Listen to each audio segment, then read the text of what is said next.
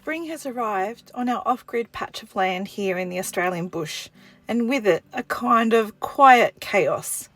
Smoke drifts from the neighbours' burn-offs while rain fills our creeks and puddles our paths. The chickens are out scratching before sunrise, native mint is blooming purple, and the garden is beginning to stir back to life after a long winter. We'll be planting, transplanting, building, losing some seedlings to unexpected heat, and sharing moments of joy as things bloom against the odds. In today's video, I'll take you with me through the full rhythm of week 4 of spring on the homestead. From the first light of morning to the final crackle of what may be our last indoor fire for the season, there's heartbreak in the garden, resilience in the trees, and lessons everywhere I look. We're planting sunflowers, checking on trees battered by kangaroos, making calendula oil, and watching the orchard wake up. So if you're curious about what it really looks like to live close to the land in this season of change, stick around. It's not just pretty flowers and full creeks. It's the deep, messy, beautiful work of creating something alive. Our neighbours are burning off all around us. Smoke has been in the air for weeks now. It's a heavy constant. After a couple of the big fires came through our property, it really makes me feel uneasy. We're planting out this big sticky wattle today. The corn that's come up is probably about 5 centimetres tall now. I could count maybe about 15 shoots yesterday. They're still small, but it's a good start. Paul's working on the shed. He's got one footing cemented already. The others, they're full of rainwater. We've had some really good rain lately. The ground's just soaked through, and Truffles keeps jumping in the puddles, sending muddy water everywhere. She's in her element. So for this sticky wattle, we've dug a big wide hole. We've put a heap of compost down the bottom, and now we've just got to pull it out of the pot.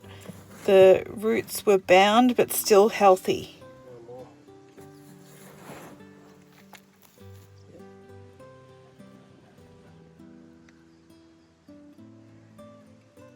Sticky wattle. Move back, puppy. Move back.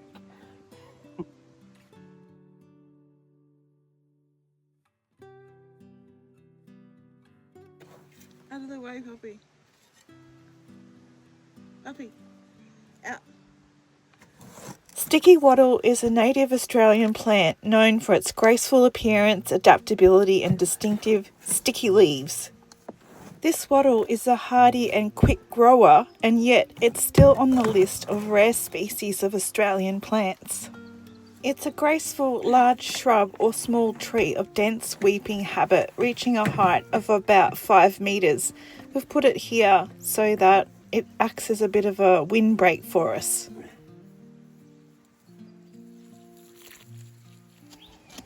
We're planting another native here near our outhouse. It's a small shrub that has purple flowers on it, like jacaranda flowers. I can't remember the exact name of it now, but this plant is going to be beautiful.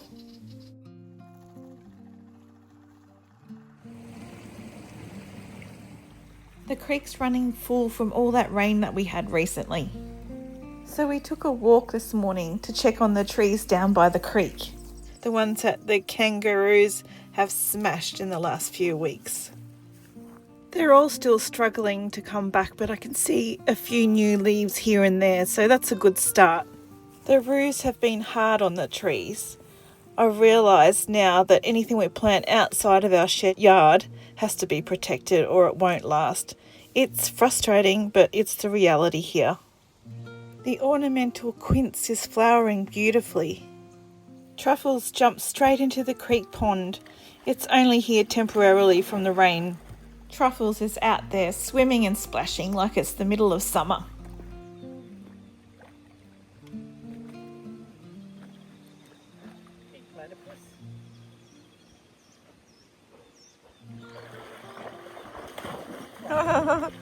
It looks... Oh, puppy. Looks quite pleasant in there.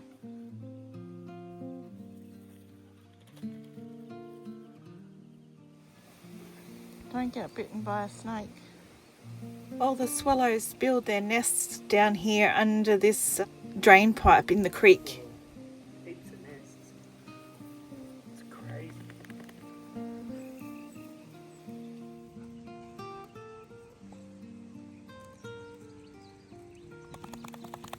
We need to put a cage around this liquid amber tree as well.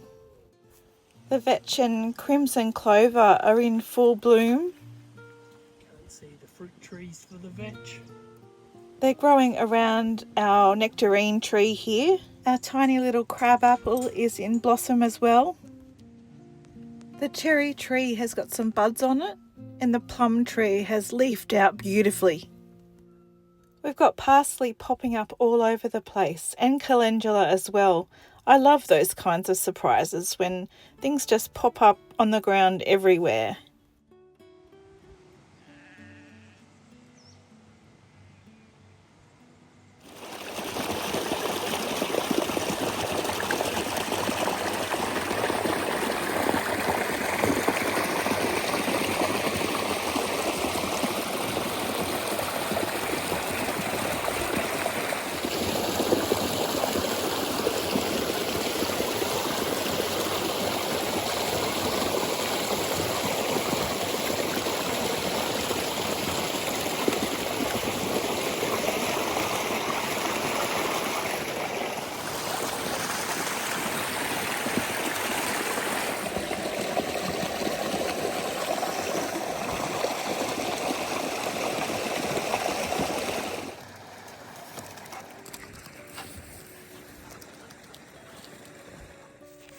Yacon's one of those old world plants that feels like a gift from the earth.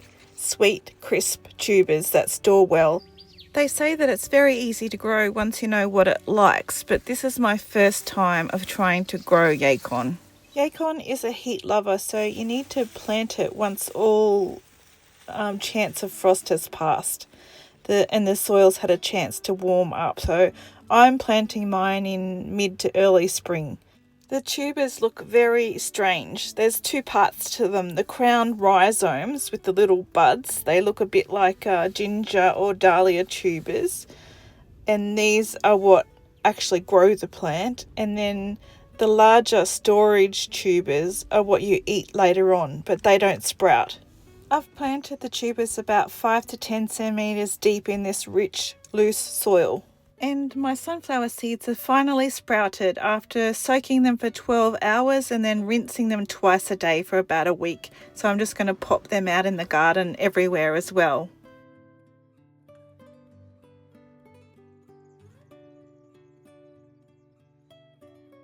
The linaria I planted are flowering already, which is exciting. We've had a burst of really hot weather, so all the pak choi and the parsley and everything, even the rosemary, everything's going to flower. The coriander and also the bunching onions, everything. This is our native Australian mint that I got from the Mole River Nursery, and I just love this little shrub. It's beautiful. I recently had a conversation with someone who said that an old lady tried to show them around their garden and everything was dying. How boring it was for her. I just felt so sad for that older lady. Sometimes we all get a bit desperate for someone to cheer for us, even for the smallest things that we're doing. And I've got some raspberry and lemon carnations here on the hardening off rack, ready to go out into the garden soon. And also this native raspberry.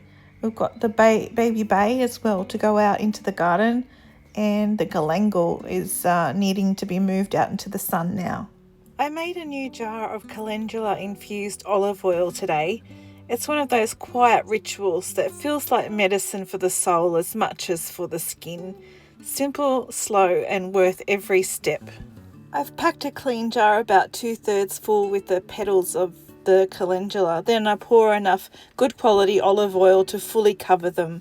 I'll set the jar on a sunny windowsill and let it steep for about 4 to 6 weeks, and I'll give it a gentle shake every day or so.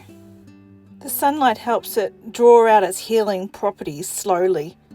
Calendula is a healer. It soothes dry skin, eases inflammation, and helps with cuts, scrapes, sunburns, even bug bites. I'm also sowing some green globe artichokes today. It's a bit of a slow, patient crop, but if you've got the space and the time, they're worth every minute. These are the kind of plants that ask for a lot up front, but if you care for them, they'll feed you for years. I'm going to start them in these punnets or seed trays, and I'm going to put one seed per cell. You don't want to crowd them. They like their own space right from the beginning. So I push each seed down about 1 centimetre deep. They need warmth to germinate, so I think it says on the packet between 22 to 26 degrees Celsius. Germination for artichokes can take a couple of weeks, and once they've grown strong and have at least a couple of true leaves, I'll start to harden them off, taking them outside during the day and getting them used to the outside weather. After a week or two of being out on the hardening off rack, then they'll be ready to go into the ground. It should take about 6 to 8 months before we'll get a harvest. I gave our mint in this wheelbarrow a bit of a liquid feed with a fertiliser a few weeks ago, and look at the difference it's made. How lush does that mint look right now? The coriander in the pot next to it is flowering and going to seed. The sticky wattle is settling in nicely after a few days. And the ground covers are showing off now too. The crimson clover is in full flower, deep red blooms softening the soil surface, while the purple vetch winds through the orchard, lacing between the young trees. We've got heaps of ants around the orchard or the fruit trees, so I'm not sure if that's a good sign or not, but hopefully it is. And yeah, our quince trees are doing well, the ones in the cages. The ones that don't have the cages are not looking as good, I don't think, but they're still coming along. The kangaroos eat all around the outside of the cages. As Rachel from Bush Edge Homesteading recently said to us, we're very lucky actually to have community around us that have given us all these fruit trees for free, because we wouldn't have been able to afford this on our own. Quince trees prefer full sun and do best when you give them a deep watering through the warm months. We've mulched around the base to keep the roots cool, and I don't know whether this netting that we put up was doing any good at all. We tried to protect the loquat and bottlebrush trees from the kangaroos. That one's almost falling over on top of the plant. We really need to make a heap of new cages for all of our trees out here.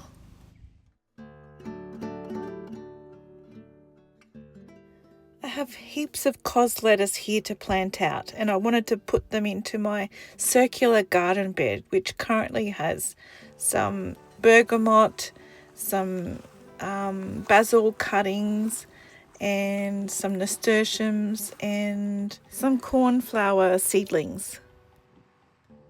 This is the bed that I was planning to transplant my tomatoes, chilies, capsicums, all that sort of thing into this bed once they're ready as well. So the lettuce and the basil and the cornflowers, and I'm going to put alyssum in here as well. They're all meant to be really good companion plants. But I also need to share something that I've learned the hard way this spring.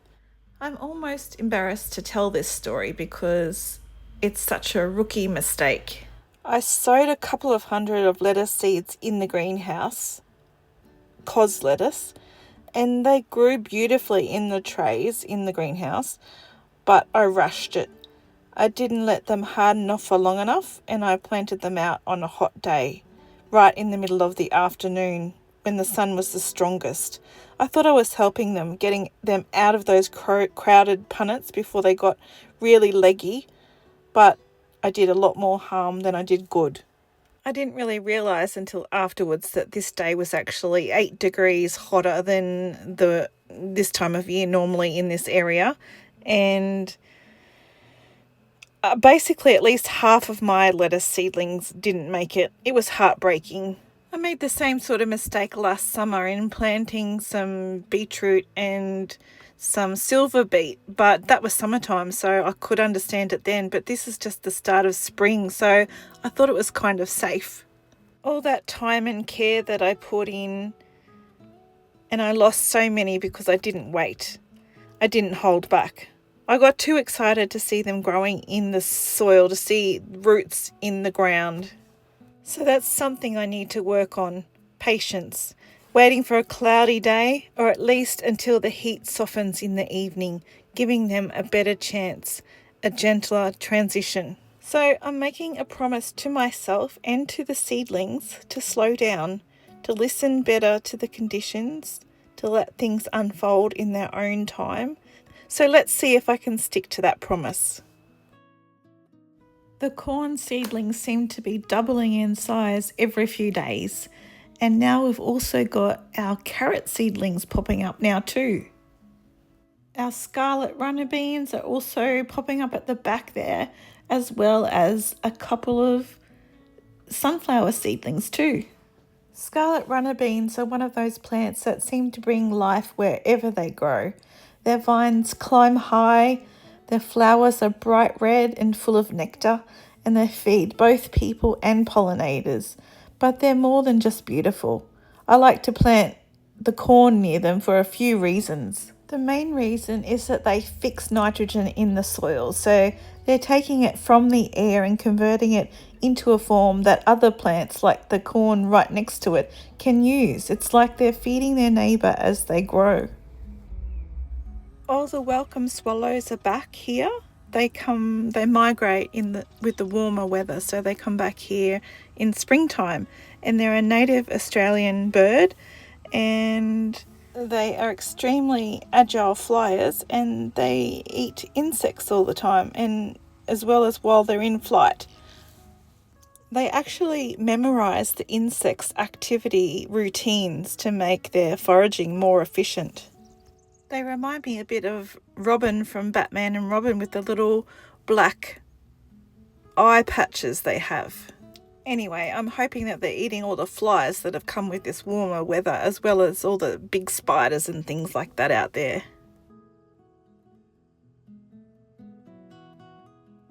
Some of our garlic in amongst the calendula there are doing really well, and we've got the fennel in there as well. We've got our bunching onions flowering, and we've got the pak choi flowering as well, and the parsley. On that same afternoon that I planted out the lettuce, I also planted this pak choi into the garden beds as well, and I'm guessing that you know what happened to most of those seedlings as well. Pak choi needs a good drink before and after transplanting, probably like a lot of other plants as well, but I spaced them out about 20 centimetres apart so that each plant had enough room to grow without crowding. I've got so much popping up in the greenhouse right now.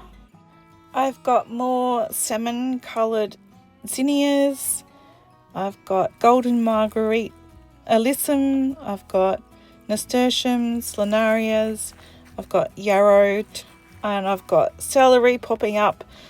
I've got cherry tomatoes, sweet William, wee willy dwarf mix flowers, and I've got some spearmint, apple mint and peppermint in here too. They love sitting in the water. And I've got Gilia, Queen Anne's, thimble, I've got everlasting daisies, tom thumb mix, and I've got more different types of tomatoes, Napoli paste, nasturtiums and Spanish yellow onions. So there's so much in here that needs to go out probably in the next 3 or 4 weeks, hopefully. So I'll show you soon how that all unfolds. A simple life is a full life, full of breath, full of space, full of quiet joy that grows when I pause, when I notice, when I soften.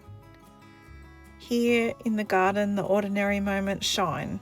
A cup of something warm in my hands, a bird resting in the garden's edge, the sound of the wind weaving through the gum trees, the familiar, steady rhythm of my own breath. This life leaves room for all of it, for wonder, for sorrow, for small beauty, for healing, for the slow unfolding of the seasons and self. Here in this gentle space, I let go of what's heavy. I hold on to what nourishes. I live simply, and in that simplicity, I live fully.